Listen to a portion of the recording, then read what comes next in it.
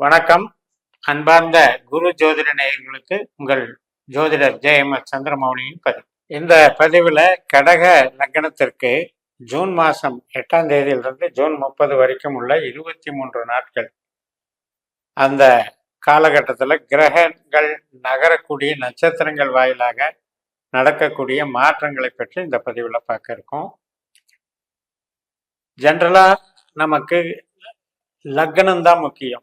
ராசி அப்படிங்கிறத விட லக்னத்தை பேஸ் பண்ணி நம்ம கோச்சார பலன்கள், நம்ம அடிப்படை ஜோதிட பலன்கள் எல்லாமே பார்க்கணும். இப்போ இந்த கடக லக்னத்துக்கு சந்திரன் தான் அதிபதி. சந்திரன் டெய்லி ஒரு நட்சத்திரத்துக்கு நகர்ந்து கொண்டு ப்ராசஸ் பண்ணிகிட்டே இருப்பார்.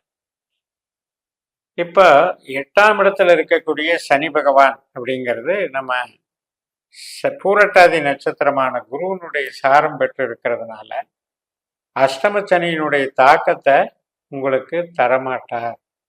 அதாவது தடை, தோல்வி, விபத்து, கஷ்டம், நஷ்டம், வலி, வேதனை, இதெல்லாம் 8ஆம் இடம் குறிக்கக்கூடிய விஷயங்கள். அதுக்கான ஒரு பாதிப்பை தர்ற அளவுக்கு அங்கே சனி இல்லை. ஏன்னா அவர் குரு மாதிரி செயல்படுறார். குரு நமக்கு பாக்கியாதிபதி, லாபஸ்தானத்தில் இருக்கார். அதனால நன்மைகளை செஞ்சிருவாரு. அதே நேரத்தில் இப்போ சூரியன், சுக்கிரன், புதன், இந்த கிரக நிலைகள் எல்லாம் நமக்கு என்ன சொல்லுது அப்படின்னா, நமக்கு 12ஆம் இடமான மிதுன ராசியில இவங்கெல்லாம் வர்றாங்க. இப்ப 21 ஜூன் வரைக்கும் செவ்வாய் நட்சத்திரத்துல சூரியன் இருக்காரு. அந்த காலகட்டத்துல கவர்மெண்ட் அஃபிஷியல்ஸ், கவர்மெண்ட் வேலை பார்க்குறவங்க, அதே மாதிரி ஒரு பொறுப்பாக ஒரு பிரைவேட்லன்னா கூட ஒரு இன்சார்ஜா வேலை பார்க்குறவங்க, ஒரு லீடர்ஷிப்பா இருக்கவங்க, தலைமை பொறுப்புல இருக்கவங்க, இவங்களுக்கெல்லாம் ஒரு உயர்வு கிடைக்கும். பதவி உயர்வு, வளர்ச்சி. அதே மாதிரி சொந்த தொழில் செய்கிறீங்களா, நல்ல பலம் கிடைக்கும்.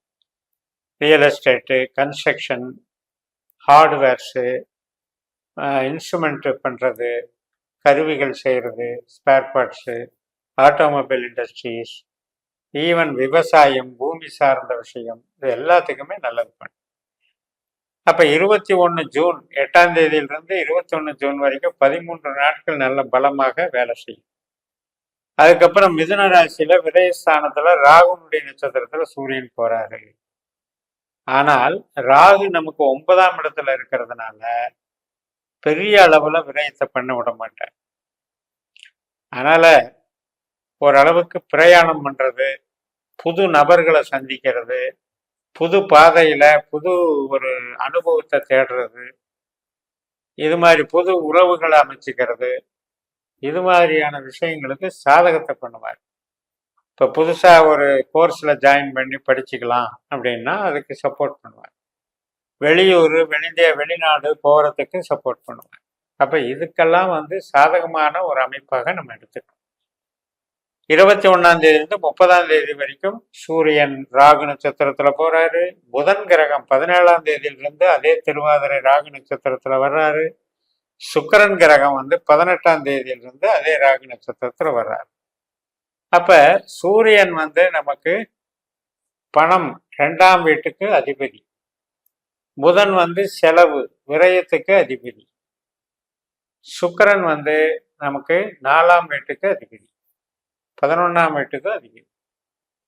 அப்ப இதெல்லாம் எதை குறிக்குது அப்படின்னா, ஒரு பிரயாணங்கள், ஒரு செலவு பண்றதை குறிக்கிறது. இடம் வாங்கிறது, வீடு கட்டுறது, வாகனம் வாங்கிறது, பிரயாணங்கள் போகிறது, வெளிநாடு போகிறது, வெளிநாடு சார்ந்த நன்மைகளை அனுபவிக்கிறது, கல்வி சார்ந்த நன்மைகளை அனுபவிக்கிறது, இதுக்கெல்லாம் சாதகமாக இருக்கு. அந்த வகையில் இதை நீங்கள் நல்லபடியாக பயன்படுத்திக்கலாம். புது நட்புகள் கிடைக்கும், ஆன்மீக பலம் அதிகரிக்கும். 9ஆம் இடம்ங்கிறது பூர்வீகம், தந்தை வர்க்கம், குலதெய்வம், கோவில் காரியங்கள், ஆன்மீகம் சார்ந்த நன்மைகளும் நமக்கு உண்டாகும். வளர்ச்சிகள் பெருகும்.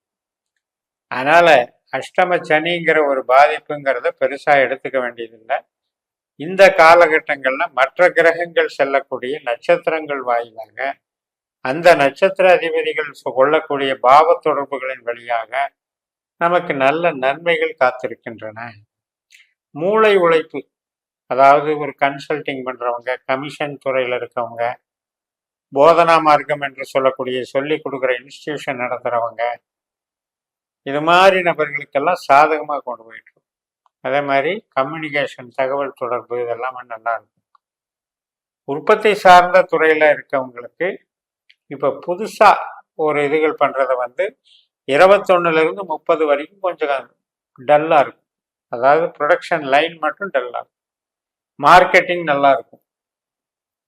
அப்போ ஒரு புது ஆர்டர் எடுக்கிறது, புதுசாக நம்ம ஒரு ஸ்டாக் அதிகப்படுத்துறது, இதெல்லாம் அந்த டைமில் கொஞ்சம் கம்மி பண்ணிக்கலாம்.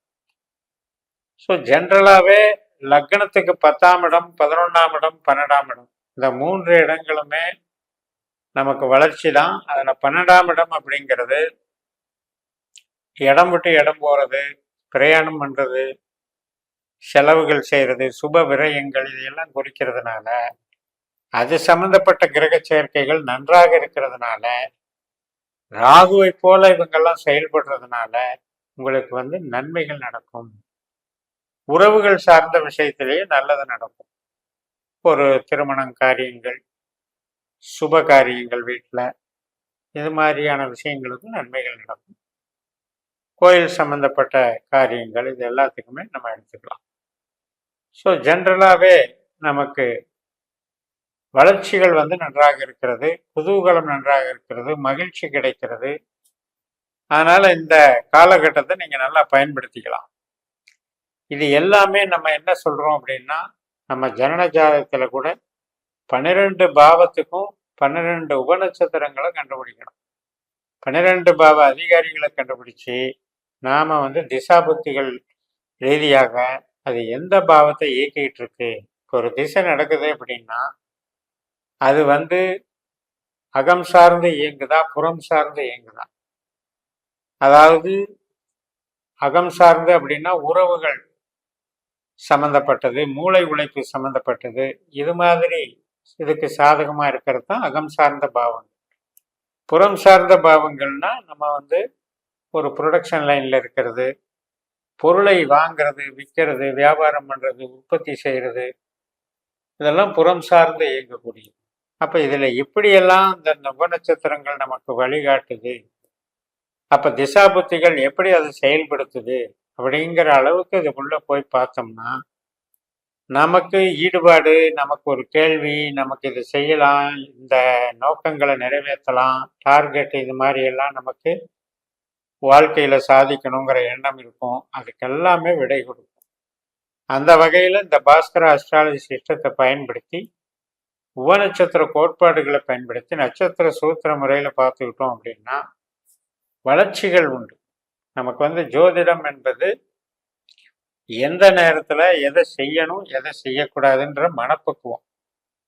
விதி என்பது நமக்கு எப்படிப்பட்ட கொடுப்பினையை வழங்கி இருக்கிறது அப்படிங்கிறதையும் அறிந்து கொண்டு, இப்ப நடக்கிற திசாபுத்திகள் எந்த பாவகத்துக்கு சாதகமாகவும் பாதகமாகவும் இயங்குதுங்கிறத தெரிந்து கொண்டு, இப்ப நடக்கிற கோச்சாரத்துல இது மாதிரி நட்சத்திர ரீதியாக அது என்னென்ன விளைவுகளை செய்கிறதையும் புரிந்து கொண்டு அதை நடைமுறைப்படுத்துறது தான் ஜோதிடம் என்று கூறி நிறைவு செய்கிறேன்.